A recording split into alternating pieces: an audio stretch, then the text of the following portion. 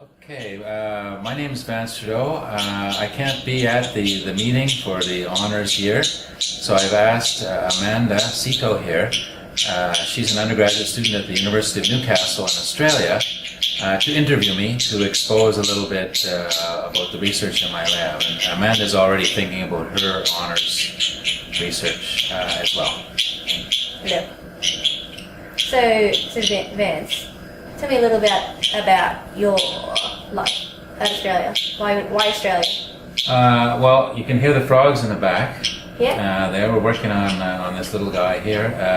I was attracted to the work by John Clulow and Mike Meany, and I'm here to learn about sperm cryopreservation, biobanking, and things like that. And some of the methods I've developed in my endocrinology lab have application for induced breeding in frogs. So now I'm here on a little mini sabbatical, hanging out with you guys, learning about all these crazy frogs. Yeah. So it's fair to say you're all about experiencing Australian life or lifestyle. You're attracted to it. Yeah, well, these frogs are very different from our own. Yeah. These particular ones are tree frogs. We have a few much less species of frogs. So learning about that, and they're kind of crazy animals because they're from the Gondwana period when Australia separated from Antarctica. So it's very different from the North American situation. Yeah, it's great. Yeah. So you've always been about frogs. No. My main thrust in the lab is cellular molecular endocrinology, how the brain communicates with the pituitary gland to regulate reproduction in fish. So about 50% of the lab works on fish, and about 50% of the lab works on frogs. And then there's kind of like two parts to that: basic cellular molecular, and then the applied. So some of the projects available for the honors, for example, could be supracellular molecular with fish or frogs. Some could be related to environmental pollution because we do a lot of work on endocrine disruption. Or something I'm thinking about is on frogs and frog sperm and things like that as well. So it's kind of like a pie. Yeah. Fish, frog, basic, applied. Ooh, so you're very hands-on with these animals and. Yep. Yeah. So some students in the past come in that are very cell molecular, so they kind of do cell biology projects. We have one really cool cell we work on in the brain. It's called a glial cell. Yep. And a glial cell is a stem-like cell, and it can turn into neurons. So we're working on what regulates that process, and we use fish for that because these types of glial cells, called radioglial cells, are super abundant in fish brain. So so we have that kind of thing going on. Others really like the animal side, so animal physiology students tend to want to do more of the whole animal work, so we're doing that with both fish and frogs as well. Depends on the interest of the student. Yeah. And we kind of have a discussion, kind of like the questions you're asking me, and what the student's interest is really. It's really the student's project. Yeah. So you work with graduates and PhD students? Yeah, well, I have several postdocs, PhD, and master's students in my lab at the moment, about 10, plus 3 or 4 undergrads.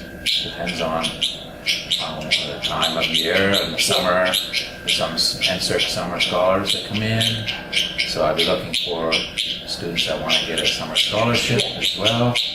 And then I tend to take around 2 honor students per year. I used to take on more, but I didn't have enough time to spend with them. So cut it down, then there's more of a one-on-one time. The students would work with a PhD or a master's student directly. Yeah. So they have to be really passionate about it in order for you to pick those 2. Oh yeah, I'll interview a whole bunch, hopefully, and then I'll pick 2.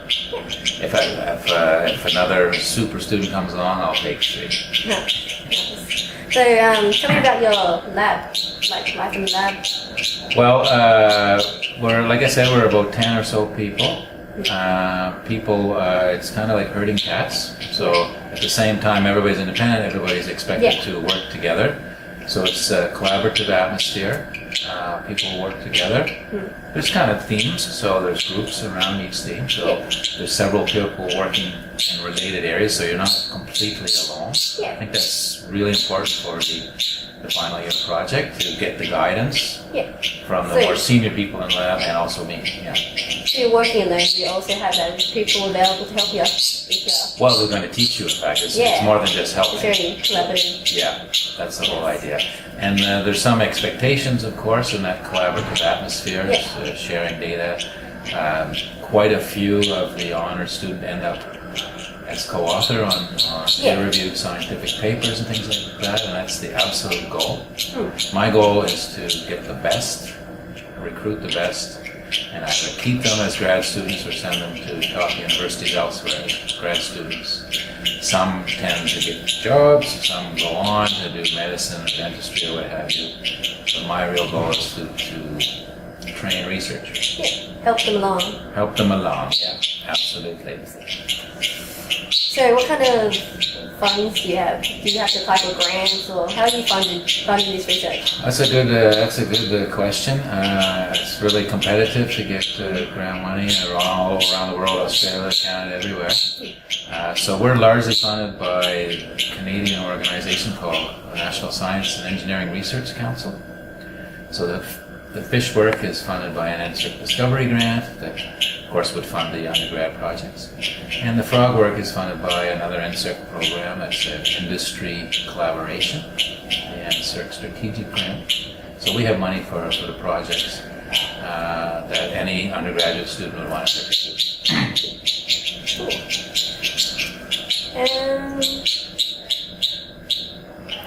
So how available would you be for these students that you're helping along? Well, it depends on the class load that I have to teach. Yep. But generally, my office is close to the lab, and I go 3-4 times a day to the lab. I'm an email nut. Yep. So I email and a lot, and I expect responses back. So, for example, just now I'm communicating with my lab by email and Skype all the time. Technology makes it pretty easy for me to talk to people. Even though it's 15 hours different and so far away. Yeah. So I like to receive and respond to questions.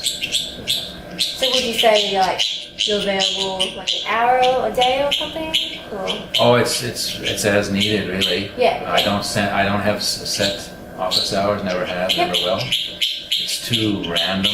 Yeah, you just go with the flow. Yeah. Yeah. And if I'm in the middle of something, then I just ask people to you tend to be like in the moment. Yeah, and get people to just wait. Is it fair to say you're pretty passionate about it too? Oh, well, I love it. Every day is new. Every day is different. Yeah, you learn every day. Like I'm learning right now about sperm cryopreservation. That's the experiment in the other room with these little guys. So that's fantastic. You know, it's new for me. Yeah. So can I talk to previous students about sort of like getting like a taste for this type of work? Absolutely. I can introduce the prospective students to either last year's honors students or current master's PhD students. I think that's really important to get a flavor for the lab away from me and get a real opinion. Yeah, they're close to our age, so like it's more relatable. So. And also, the more similar experiences and the same kind of questions. Absolutely, I would recommend that. I do that with undergrads and prospective graduate students. Get the emails, then again have a private conversation. And they, because it's really important to match what you want with what the supervisor wants, and that is the right atmosphere for you. Because each lab is very different. There's no homogeneity, as you know, right? But this lab is very different from the guys upstairs. It's the same at the University of Ottawa. And they're probably just as friendly as you are. Some are. I would say some are not. Some are much more shirt and tie than me. Fair enough. And finally, what kind of job prospects, like after study, what do you... How do I see it? Yeah. Well, it's quite variable in biology and biomedical science and environmental sciences. Previous undergraduate students have gone on to graduate work in diverse fields. Some have gone on to medicine, actually quite famous doctors. Some go into professional degrees like dentistry and physiotherapy, so it's kind of geared that way. And what we'd like to do is gear the project that helps them meet those goals. Yeah. So for example, somebody that's interested in glial cells might be more cell molecular biology and research career, but if they're more into medicine, they might want to learn about an Alzheimer's disease therapy or something like that. So we try to tailor the question that way. And that seems to work. It's hard to keep track of all of the undergrad students that have come into my lab because there's got to be 60 or 70 over the last years. But the ones that I keep track of seem to be doing okay. Some write you back, some don't. Yeah. Depends. Would you say this is the type of research job that would make you travel a lot, like you have?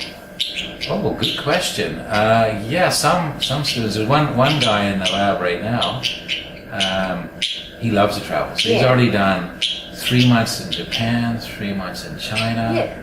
And he's definitely interested in the research and the international side of it. So he's taken full advantage of that. So you have great opportunities. Myself, I work now in Australia, France, Argentina, the Netherlands, like that. I love it. Just kind of living the dream. You get to travel the world doing what you love. Yeah, it's also tough too because you're moving and I know it's difficult when you're working in someone else's lab because you have to ask everything, where's the pipette and all that. So I'm more like the student right now. Once you get settled, it's great. Yeah, as long as someone doesn't move the pipette. Well, thank you very much, and you guys can contact me. Here's Honors 2017.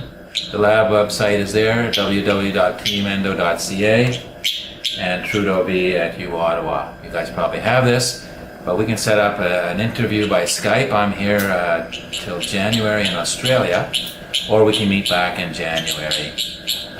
Don't forget, if you're interested in endocrinology, Bio 4127 is the course you should take in January. Thanks a lot, Amanda. You're welcome.